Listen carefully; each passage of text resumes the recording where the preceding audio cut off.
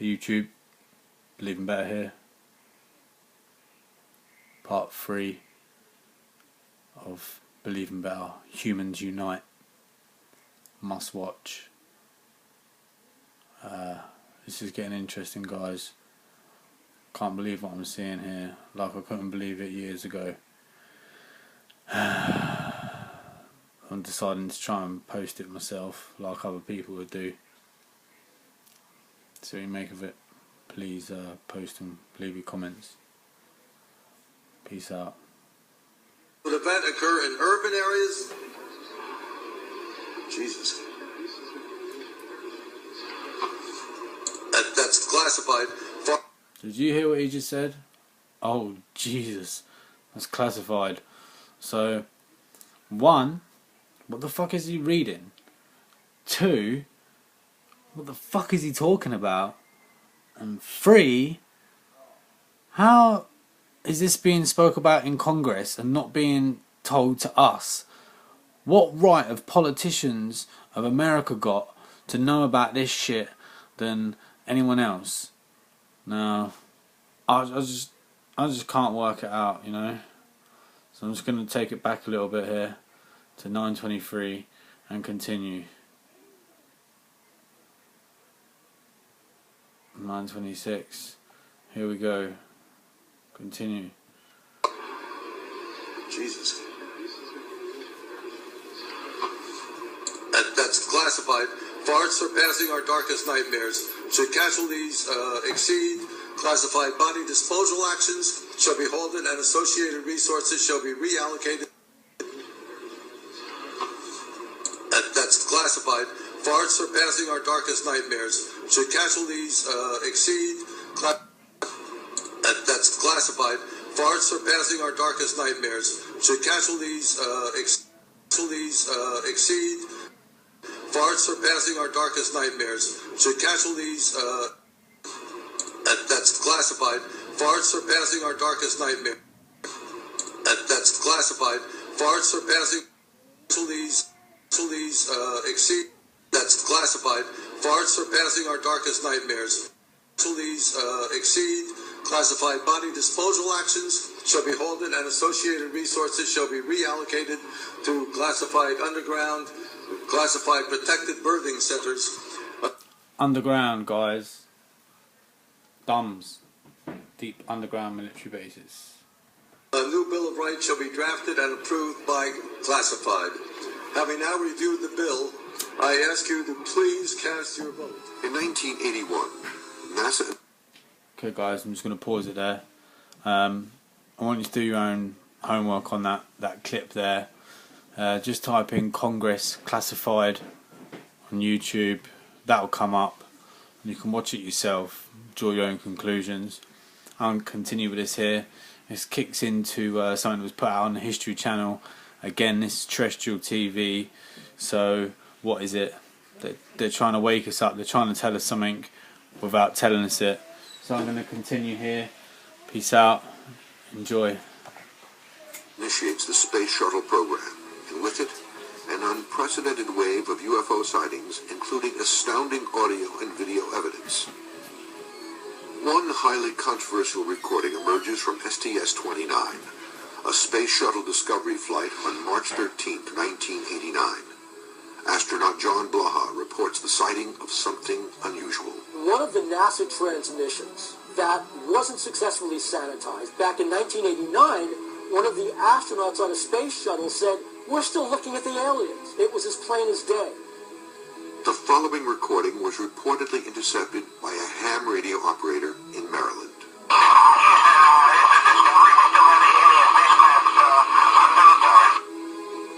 To this day, NASA has neither confirmed nor denied the validity of this transmission.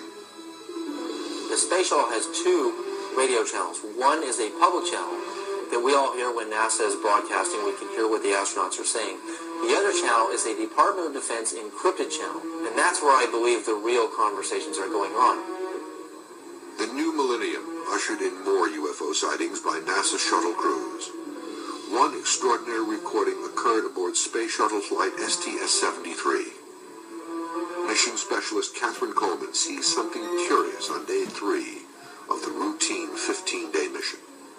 says October 21st, 1995. We have an unidentified flying object. And nothing after. I mean, there she is. Catherine was just floating around in there, and that's where I believe they went on to the Department of Defense encrypted channel on the space shuttle, and they continued the conversation. Researcher David Sereda has been studying unusual phenomenon in outer space for over a decade. It is his theory that NASA continued recording, but on a secret frequency, leaving us with more questions than answers. We have an unidentified flying object.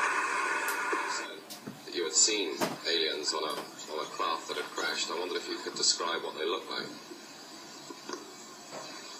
I could, but it would probably take a whole lot of time. The reason I state that, when I got out in 1989, we had cataloged 57 different species. You have individuals that look very much like you and myself that could walk among us and you wouldn't even notice the difference, except for some of the things that they might be able to go ahead, even in a dark room, and touch an object and go ahead and identify what color that object might be. They would have a heightened sense of smell, sight, hearing. The situation is that you have various types of what we normally call grays. We didn't call them grays in the military, but you had at least 3 types of the grays. You had some that were much taller than we were. The unique thing that I'd like to point out for the most part is that the entities that we did catalog were in fact humanoid. Now this created a situation where the scientific community was trying to figure out why that would be the case. Because you would expect that if life evolved on other planets, that they would take on some type of other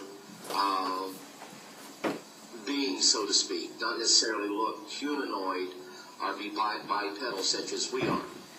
But apparently, we got quite a few of the species out there that are humanoid in appearance.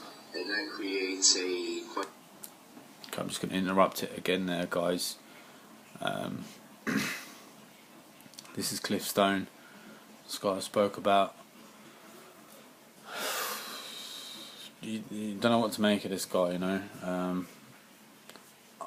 I believe him, you know. And if you believe him, and you think that he's got an honest face, an honest opinion, then you need to watch the next part to this video. I'm going to continue it here. It's about to cut out, and I'm going to link it straight to the Old Boys Network, and you're going to see this guy here about 14-15 years later than this date here. I hope you enjoy it, but I will introduce it anyway. Question that yet has to be answered by science. So that's with that video. Here we go, guys. Project Camelot, Twilight of the Old Boys Network. This is Kerry Cassidy, and this is a good interview. I'm just scrolling down here so you can see on the right hand side all the other interviews that we've got. Look, Bob Dean. That's a very interesting. That's on my private blog, which you guys can try and find, but we'll never find it. Yeah, just do your own homework. Like I said, keep following this shit. But I'm going to do a couple more parts to this video. I'm going to introduce this here. This is Project Camelot, Twilight of the Old Boys Network. This is good stuff. This is Bob Dean, the legend himself, and the guy who you've just seen who said that he would swear on oath to what he knows. So take this in, see what you make of it, and once again, draw your own conclusions. Peace out. Enjoy.